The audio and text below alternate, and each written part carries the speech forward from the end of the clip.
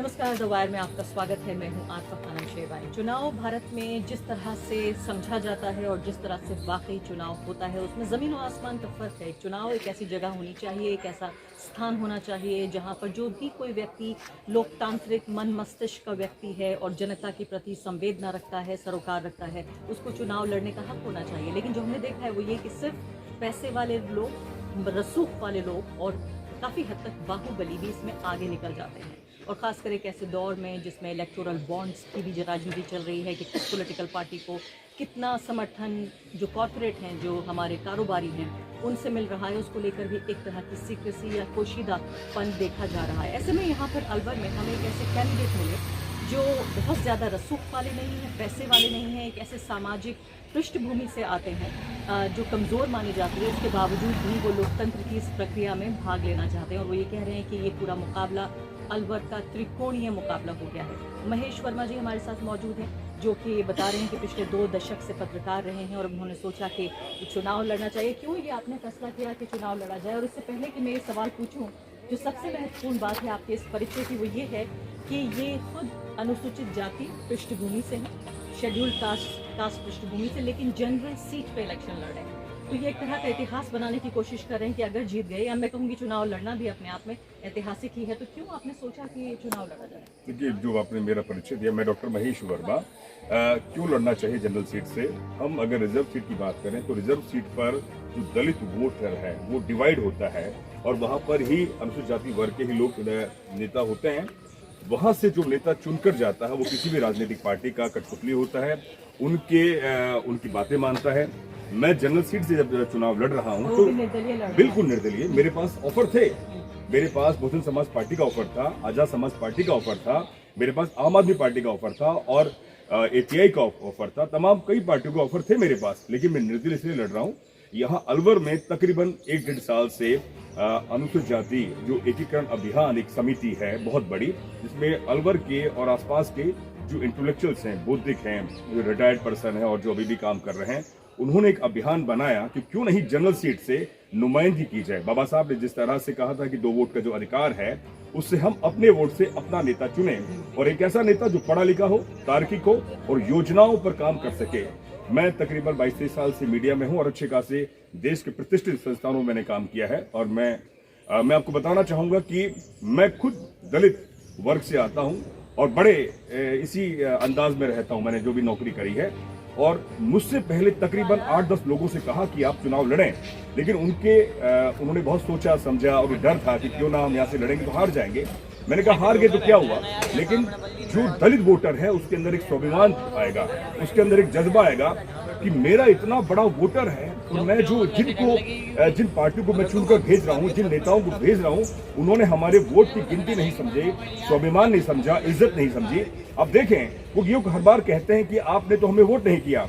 जब आप दलित बस्तियों में जाएंगे, अलवर में तकरीबन अलवर शहर में 80,000 वोटर हैं एससी के। आप सोचें, जो मात्र 30,000 हैं, जिनके 25,000 हैं वो यहाँ से विधायक बनते हैं, वो क्योंकि वो जातीय और सामाजिक दृष्टि से गोलबंद है।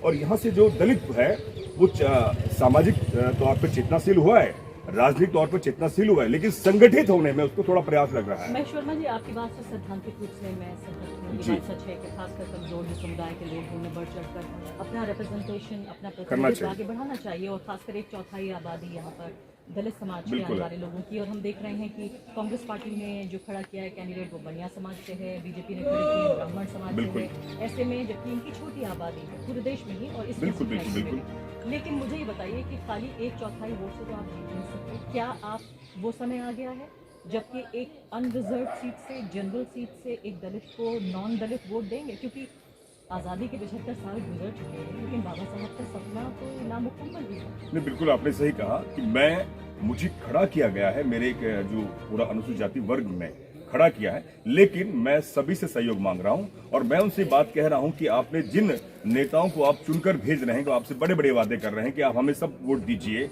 मैं मानता हूं कि एक जाति से चुनाव नहीं जीता जा सकता और ये मेरा बिल्कुल माइंडसेट नहीं है और मैं किसी भी कतई तौर पर जातीय मानसिकता का नहीं हूँ। मैं चाहता हूँ और मैं आपको रियली बताऊं, अलवर के अंदर जो आदिवासी वर्ग है जो पिछड़ा वर्ग है और माइनॉरिटी बहुत बड़ा वर्ग है, क्योंकि मैं खुद पत्रकार होने के नाते एक सामाजिक कार्य भी करता हूँ, एक एक्टिविस्ट भी हूँ, तो बड़ा अच्छा रुझान मिल रहा है। उनके पास अभी तक कोई ऐसा नेता नहीं था, एक ऐसा वो उनको लगा नहीं कि कोई तो नुमाइंदगी करे, क्योंकि कांग्रेस बीजेपी और वो हार के उन्हीं को वोट कर रहे थे। अब ये देखिए कि जहां एक तरफ ब्राह्मण एक तरफ बनिया ये अपनी गोलबंदी कर रहे हैं, तो इतना बड़ा जो वोटर है, इनके अलावा ओबीसी समुदाय और माइनॉरिटी समुदाय और एक दलित समुदाय, उसने गोलबंदी की है कि इस बार हम अपना वोट तीसरे पक्ष को देंगे। डॉक्टर महेश वर्मा जो यहाँ पर अच्छा खासा नाम रखते हैं और राजस्थान में अच्छा खासा, तो मेरा सीधा सा है कि चुनाव लड़ना चाहिए और चुनाव के साथ साथ जो मैं आप राष्ट्रीय स्तर के पत्रकार हैं, मैं अक्सर ये कहता हूं कि हमारी जो ओपिनियन है राष्ट्रीय स्तर पर नहीं आ पाती। आप आरक्षण पर भी बात करेंगे तो जनरल से बात करेंगे, आरक्षण और देश की आर्थिक स्थिति बात करेंगे तो जनरल से बात करेंगे, देश की विकास की बात करें तो उनसे बात करेंगे। जब महेश वर्मा से जो डॉक्टरेट है मीडिया के अंदर, अच्छा खासा पढ़ा लिखा है, मुझसे बात नहीं करेंगे। मेरे समाज की दुर्दशा, मैं कह रहा हूं, स्थिति आर्थिक तौर पर हम कमजोर हैं, लेकिन राजनीतिक और सामाजिक और सांस्कृतिक तौर पर हम बहुत ज्यादा अपने आप को बदलाव कर रहे हैं और उसी का फलस्वरूप मैं हूँ। आखिरी आपसे सवाल ये है कि आपको लगता है कि पूरी जो भगवा राजनीति का उदय हुआ है, जी, सांप्रदायिक राजनीति, इससे क्या जो जाति से संबंधित मुद्दे थे, सवाल थे, वो गौण हो गए हैं, वो छोटे हो गए हैं? क्योंकि पूरा अगर आप राष्ट्रीय मानचित्र देखिए, राजनीतिक मानचित्र, तो उस पर सांप्रदायिक मुद्दे, भगवा राजनीति, हिंदू मुस्लिम राजनीति, ये इतना ज्यादा हावी है कि आपको लगता है कि जो जातिगत सुधार होने थे या दलितों की, आदिवासियों के अधिकारों की जो बात होनी थी, वो कमतर हो गई है? बिल्कुल आपने सही कहा कि पूरे देश को इस तरह से बना दिया गया कि हिंदू मुसलमान, जैसे कि अभी हमारे साथी हैं यादव जी ने कहा कि तिजारा और रामगढ़ और मेवात का तकरीबन 7 विधानसभा क्षेत्र आते हैं हरियाणा और राजस्थान मिलाकर, हिंदू मुसलमान का सिनेरियो पेश किया जा रहा है। लेकिन जो जातीय सवाल है, इस देश की सच्चाई है, इस देश में अंतर्गतवाद में जो टिकट दिए जाते हैं वो जाति में दिए जाते हैं, और ये जो तमाम जो राजनीतिक पार्टियां जो विचार हैं वो आपको जाति पर ही आखिर छोड़ देना चाहते हैं, जिससे कि जाति का एक वर्चस्व, क्योंकि जाति का प्रिविलेज उन्हें मिला पड़ा है, महेश वर्मा को नहीं मिला पड़ा। महेश वर्मा है, उसको जाति के सामाजिक तौर पर अस्वीकार्य है। आपने कहा एक सवाल कि क्या आपको वो वोट करेंगे?